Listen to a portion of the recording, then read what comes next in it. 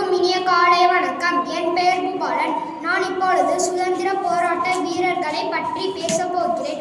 இந்திய திருநாடு 1947ஆம் ஆண்டு ஆகஸ்ட் 15ஆம் தேதி சுதந்திரம் அடைந்ததை நாம் அனைவரும் அறிவோம்.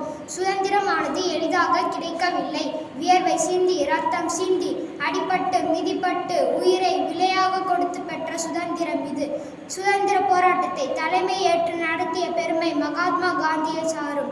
சுதந்திர போராட்டத்தில் பால கங்காதர திலகர், மகாத்மா காந்தி, நேருஜி, நேதாஜி, பட்டேல், பகத்சிங் போன்ற பல தலைவர்களும் வீரர்களும் முக்கிய பங்காற்றி உள்ளார்கள்.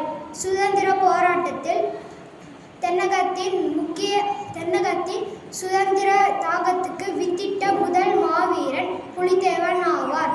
தேசபக்தி பாடல்கள் மூலம் மக்களிடையே விடுதலை உணர்வை வளர்த்தவர் பாரதியார்.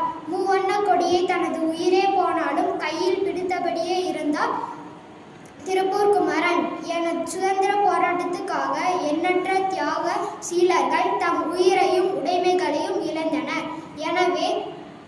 எனவே சுதந்திர போராட்ட வீரர்களை போற்றி வணங்கி அவர்கள் பெற்றுத்தந்த சுதந்திரத்தை காப்பது மண்ணின் மைந்தர்களான நமது கடமையாகும்.